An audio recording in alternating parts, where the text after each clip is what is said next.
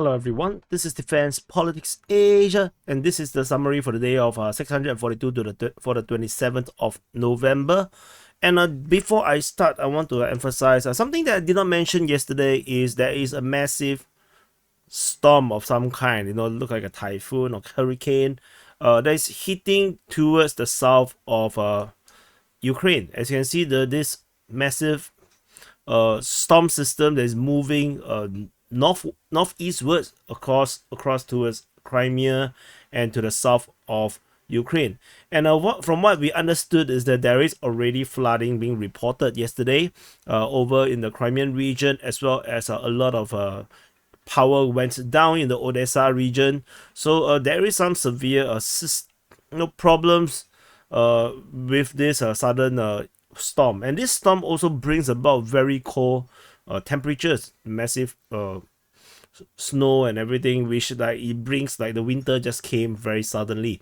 So it is unsure if this will continuing to be a problem, but it might not. And this actually was reported over in the situation in the Kherson front, where we see that so let me go back to the other screen. I think that is a little easier to manage, where you can see that there is a strong storm also being reported by the Russian sources, talking about this hitting South Russia and Ukraine. And this comes after the Ukrainians start to try to do some assault into the southern part of Krinky, or Krinka if it's actually in Russian. And so after that, they did not really manage to do much because of heavy Russian artillery, with the Ukrainian forces trying to push back south. And on top of this, there was also reports of the Russians shelling some of these greenhouses within Krinky.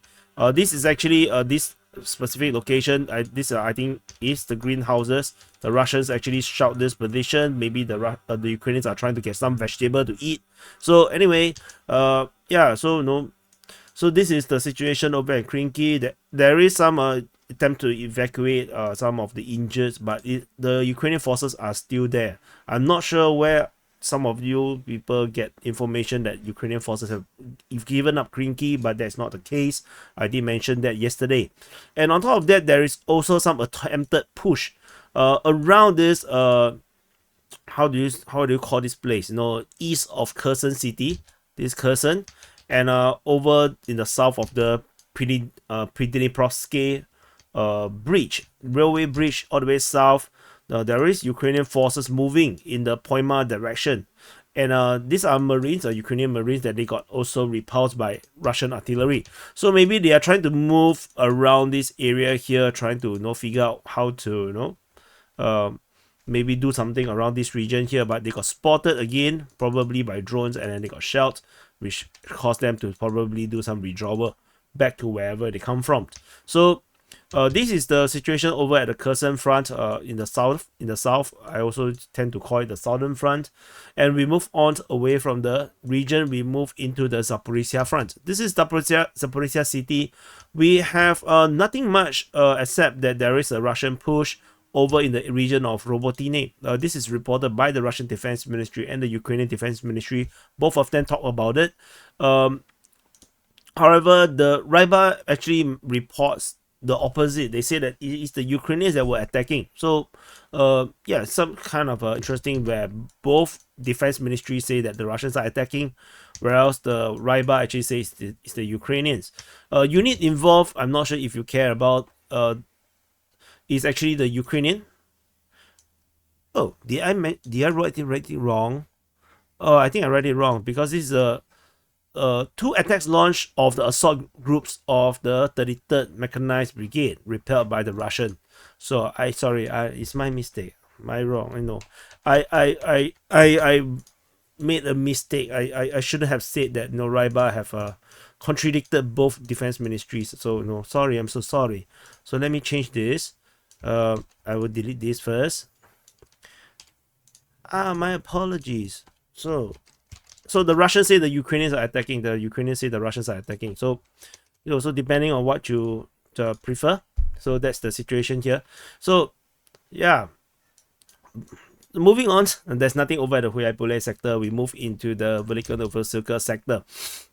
There's some major development over this region, particularly over in the north of Prione. So this is Prione.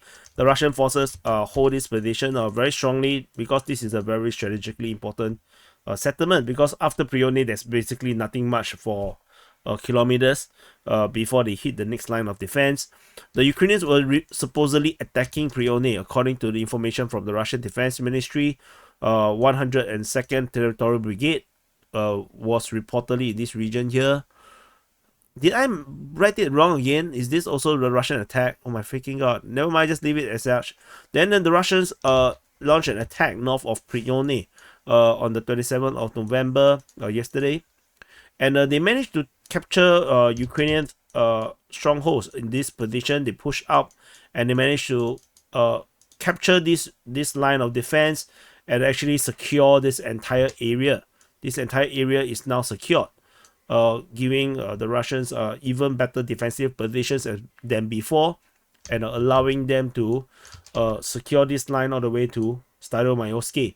And this will allow them in the future to attack Rivnopil and Novodarivka, and actually to push further to hit into the rear or northern position of Levatne, should the Russians choose to, or they can actually swing south and actually secure this entire line in this way, this area here. So it is a pretty significant capture by the Russian forces. We shall continue to monitor how this goes. Just kind of very disturbed that I put this wrong again. Yeah, I must be pretty tired just now. So geolocation of Russian stormtroopers or infantry unit attacking Ukrainian position around this area here, and this confirms the front line that that is pretty much, we are more or less there, around there. This also means that there is fighting around this area, but it was not reported in the reports. So this footage that was geolocated by Crimea Caprice is probably from a few days ago. If you look at the records, it's probably from the 22nd of November. So yeah, so this is probably a few days ago. We move on from the Velikan Novoselka sector, from the Zaporizhia front into the Donetsk front. This is the Donetsk front. And at the Donetsk front, a few developments around the Voleda region. The Ukrainian forces push for Shevchenko. Again, this is a continuation of the attack from reported yesterday. The Russians started to launch some kind of attack or fire mission around Palivka and Voleda, and they even actually showed off some footage on the Russian Defense Ministry's Telegram channel of this push or this attack by the Russian forces. It's not an assault yet. They are not trying to capture position. So this is currently happening. I wonder if this is an attempt because the Ukrainians are pushing, in this direction. Maybe so the Russians are attacking here to draw them away from this attack. This could be a possibility, a diversionary. So we move on away from the Voleda region. We still continue to have reports of fighting over at Novomikhailivka. According to the Ukrainians, we don't have much details about where the attack is. And then also we have the continuation of the fighting over the flattened town of Marinka. So, and that's it over at this region here. So this is the strategic picture if you want. And we move on away from here into the Avdiivka front in the north of Avdiivka city, of Donetsk city. This is the Avdiivka front, with the Russian forces continue their Avdiivka offensive. As you can see, according to the icons, the Russians are the one making the main push, the dark red icons, with the Russians attacking south of Novokalinove towards Cheretine in the northeastern part of Badaichi, attack towards Stepove. There's an attack south of Krasnohorivka. There's an attack from the south of Avdiivka, around Opitne region, Shevene, south of Tonenke and Vodian, as well as Pervomaiske. Very intense. Despite the weather is actually pretty bad, the Russians are continuing their push. We have some geolocation of Ukrainian forces at Pervomaiske, getting shelled by the Russian artillery. And then there's also another piece of information, particularly talking about the northern flank or the northern hook of this Avdiivka offensive. According to Ryba, the pro-Russian source, the Russian units are withdrawing from the outskirts of Petrevsky to preserve their personnel. Petrevsky is actually this Petrevskoye, this small little settlement or village or town, northeastern part of Stepove.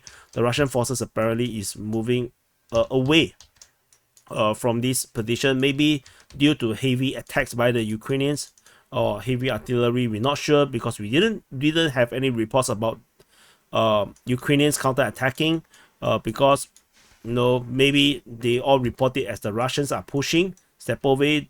Reason being that it is the Ukrainians that are reporting the Russian attacks. Particularly in this one, Stepove is mentioned by Deep State UA. In many other cases, it's always reported by the Ukrainian Defense Ministry. The Russian Defense Ministry only occasionally talk about their attacks around the Avdiivka front. So, for example, if you look at you see, Ukrainian Defense Ministry, they are the one that is reporting all the attacks. In fact, in the entire Avdiivka front, most of the reports over here is all from the Ukrainian side. So you may think that, well, I'm pushing Russian propaganda, but this is not. This is Ukrainian propaganda. Ukrainians are the one talking about all these Russian attacks. If you look at the Russian sources, it's very limited in terms of the information around this sector. So, but the problem with Ukrainians is that, especially the Ukrainian Defense Ministry, like you probably would have known if you have followed me for a while, they do projections. Like, for example, they are the one doing the attacking, but they say that the Russians are attacking, so that could happen. And we still continue to have this report about fighting east of Novobakhmutivka. So we shall continue to monitor this. Yeah, it's very unusual about this. Maybe I should go and check out the Deep State UA's mapping. So this is the Deep State UA's mapping. This is Deep State UA, the pro-Ukrainian source. In their mapping, if you look at Novobakhmutivka, you can see Novobakhmutivka in Russian or Ukrainian, and you can see Novoselivska, Troitsky, and so the front line basically they draw it in this way. So to say that there is Russians attacking in the eastern part of Novobakhmutivka, it doesn't gel. It just doesn't gel with what we are seeing, as the front line is actually this far away. It's actually here, because this is the gray zone. So this is the Deep State UA's mapping. So in this case, oops, I need to disable this. So if you look back at my mapping, it's basically the same thing. Novoselivska, Troitsky, and the east, and the Russians supposedly are attacking in the east of Novobakhmutivka. So this is actually very weird. As you can see, east of Novobakhmutivka. So this is definitely kind of unusual, and this is the mapping is corroborated on the Ukrainian side. So I don't know what the hell is that is supposed to be. We move into the New York front. So this is New York City, the Ukrainian version. So there is continued reports of attack. According to the Russian side, the York group of forces reported about the Ukrainians attacking over in the Pivdene region as well as in the Sumy region. So this is reported as such. Whereas we also have reports by Deep State UA about intensification of Russian forces in the Mayorsky region or Mayos region over here.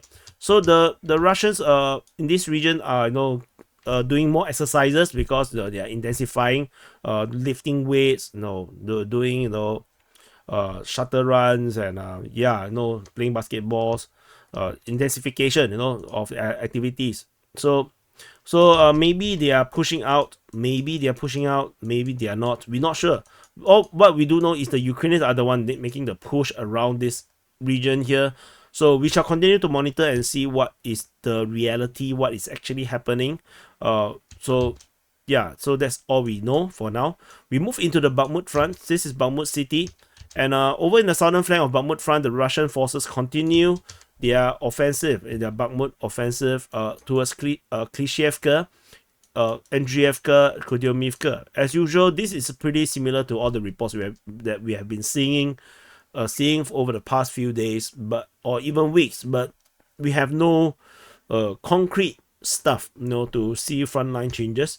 And further up north, the Russians still again are pushing towards Ivanytsky, according to the information from the Ukrainian Defense Ministry. We do not know how to interpret this just yet. We shall continue to wait and see if we get anything more from probably the OSINT, the open source intelligence. They are related, or get information from sources within the military forces within Ukraine or Russia. In the northern flank, we have geolocation of Ukrainian forces getting hit by grenade dropping drones or mortar dropping drones around this location. This is actually more or less where the front line is. So nothing special about that. And there is again reports of attacks in the region of Bodanivka. This time around, we have the Russians and the Ukrainians both talked about this, but we're not sure where the vector come from. Is it coming from the north, or is it coming from the east? Most likely it's from the east, but the north is actually closer, so not sure. Let's wait and see. And moving on, that's all from the Bakhmut front. Into the Siversk front, we have nothing over the Siversk front. We move into the Kreminna front. So this is Kreminna. And over at Kreminna front, the Russians apparently launched an attack within the Serebiansky forestry, whilst the Ukrainians are attacking around Dibrova. Information coming from Deep State UA and the Russian Defense Ministry, as you can see. They say that motorized formation units and artillery inflicted fire upon the assault group of the 12th Azov Special Forces Brigade. Now, just to talk a bit about the Azov Battalion, there is now a brigade. It's no longer much of the Azov that we know. It's as far as I can understand, the right wing or the far right, the neo-Nazis, they are no longer that naughty. These people, this Azov brigade is merely in name now. It's no longer the ideological extremists that we know them to be or famous for in the beginning of this war in Ukraine. Now I think it's just mobilized troops, and they just have a famous name, to put on it. I think the number of extremists is very, very low. Either they are mostly dead or they are all severely injured. I believe that very few of them is actually now operational. So Dibrova, the fighting is reported by the Russian Defense Ministry, the 63rd Mechanized Brigade moving around there, and we move further up north into the Svetove front. Over the Svetove front, this is Svetove city. We have fighting reported in Novoselivske as well as Stemakivka. Stemakivka is reported by the Ukrainian Defense Ministry, while Novoselivske is by Deep State UA. As you can see, sources all coming from the Ukrainian side. So, yeah, I don't really get that much nowadays. The pro-Ukrainians come and disturb, in the comments, try to say all sort of rubbish. But just want to emphasize information coming from the Ukrainian side.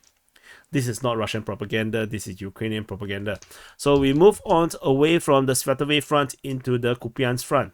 Over the Kupiansk front, just going back to the pro-Ukrainian the disturbance. Maybe they are all now busy with the Hamas-Israeli war. So maybe they need to go and fight on behalf of Israel rather than for the Ukrainians. So maybe there are lesser of them. That could be the case. And I'm also quite sure that many of them already kind of given up on the Ukrainians, because there is really no clear signs that the Ukrainians are going to win at all anymore. So anyway, Ukrainians were attacking at Sinkivka as well as Ivanivka, probably some kind of counter-attack, with the Russians still pushing over at Ivanivka and towards Petropavlivka. Situation is around here.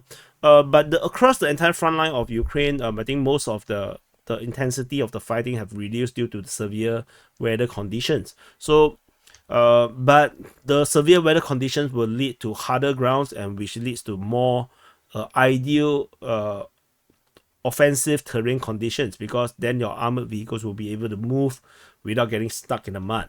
But who have the vehicles to actually push, and who have the will to actually push? It remains to be seen, because the Russians are, very volatile in terms of their decision making. Sometimes they want, sometimes they don't want. And so Petropavlivka is by the Ukrainian Defense Ministry. The Sinkivka attack is by the Ukrainians, and then the Russians say that the Ukrainians are attacking Sinkivka. Apparently, I forgot to paste the link. Yeah, there's a lot of mistakes today. So anyway, yeah, that's it. This is the summary for the day of 642 for the 27th of November. Do press the like button, subscribe, and I'll see you in the next update.